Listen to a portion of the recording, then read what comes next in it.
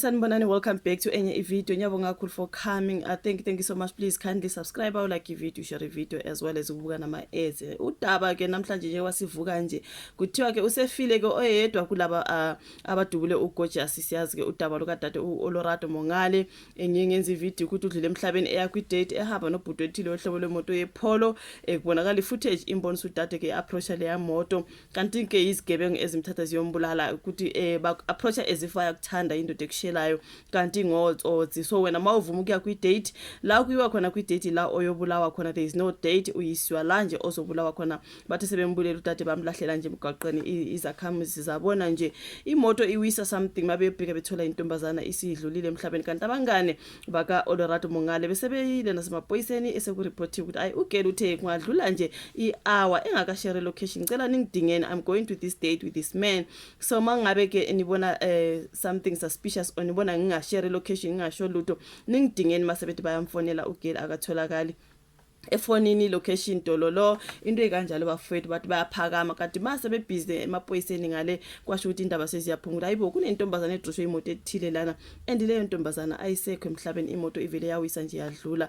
Kwasho ukuthi kuyamenyezela ukuthi kunentombazana ebiye kwi date and kuthiwa seyishonile. Izolo sezwa kuthiwa ke sebetholakele labo bhuti, in fact kutholakale imoto yohlobo lwePolo ngase Phoenix ngase Durban and nakhona futhi inegazi phakathi, kushuthi yiyo le moto kuthiwa ke iye yadampa udade emgaqeni yahamba. Kushuthi sebembulele bavele bashaya imoto balibhekisa kwela kubo eDurban ngoba ke kuyatholakala ukuthi ebangabokudabuka ngase KZN kodwa beza ezindaweni ezikude ngapha bezoyenza ubugebengu ke ebatargeta ke odade kuma malls into ekanjalo bazokushela engathi ke isoka elikuthanda eli interested kanti alutho li interested on umphefumulo wakho. So ke manje kukhulunywe ngemoto, kwakhulunywa ngobaba wala omunye walaba bafana ukuthi imoto ngiyakhe lo baba, he is busy being questioned by amaphoyisa. Izolo ntambama ngidala ngibone kukhulunywa futhi nangomama walomfana kuthiwa uye wathatha ucingo lwakhe wafonela umfana wakhe wathi amaphoyisa phezulu kwakhe ayakudinga. So ukuthi ngibona uNhlanhla Mkhwanazi esho ubaba izolo phela enewsini ethina,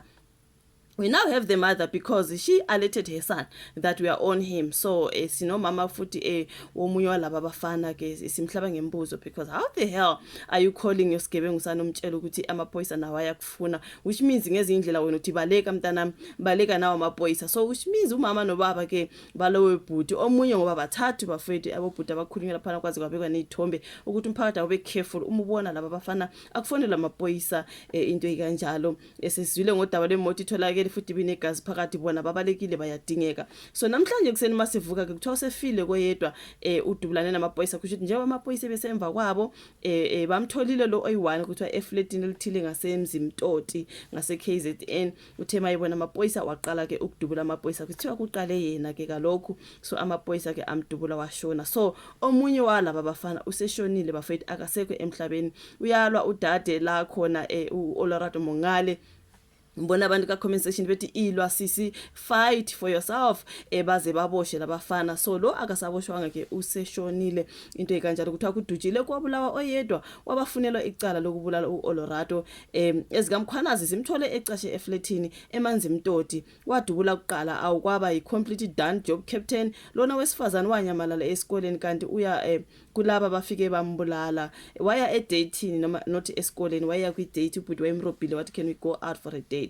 Ngiqondisa lo bhalelana ke bafike bambulala kisidumbu basilayisha kwiPolo bayosilahle emgaqeni. So kushoda ke omunye udaba ke balubhalelana. Ngibengithi ngizama ukufunda ngesizulu asika MDN News ngoba MDN News nesitoldi breaking news.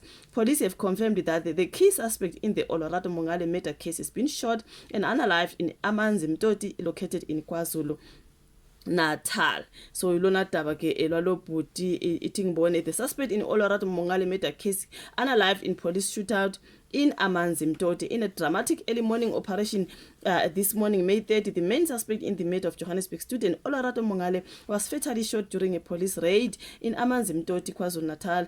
The confrontation unfolded at a flat where the suspect was hiding, escalating into a deadly shootout when he opened fire on approaching police officers. According to the police reports, the operation was launched based on intelligence tracking the suspect's location. Officers moved in at around 5 a.m. but the suspect resisted prompting police to return fire, resulting in his death. KwaZulu-Natal Provincial Commissioner Lieutenant General Nhlanhla Mkhwanazi is currently at the scene overseeing investigations as authorities work to piece together the events. The suspect was wanted in connection with the brutal murder of a 30-year-old Olorato Mongale, a case that has gripped the nation.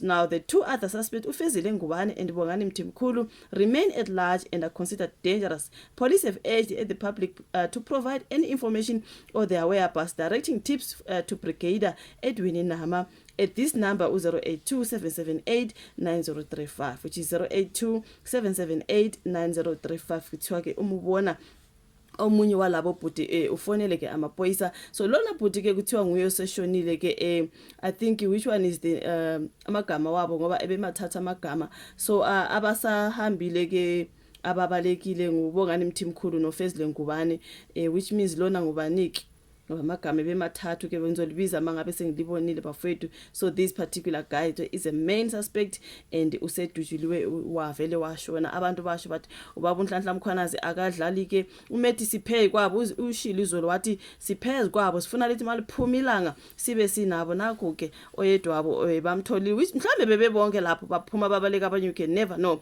but this one kuthiwa he fired shots emaphoyiseni kanti ke nabo bazomdubula back wadlula emhlabeni. Abantu bajabulile on the comments bathi ilwadade uzwilele into ekanjalo, abantu befaka uMkhwanazi bethi this man must be made a police minister, not police commissioner, something like that. KZN police are standing on business, just straight elimination. I love to see it. Ngomunye lo omunye athi doing Mkhwanazi is doing the Lord's work.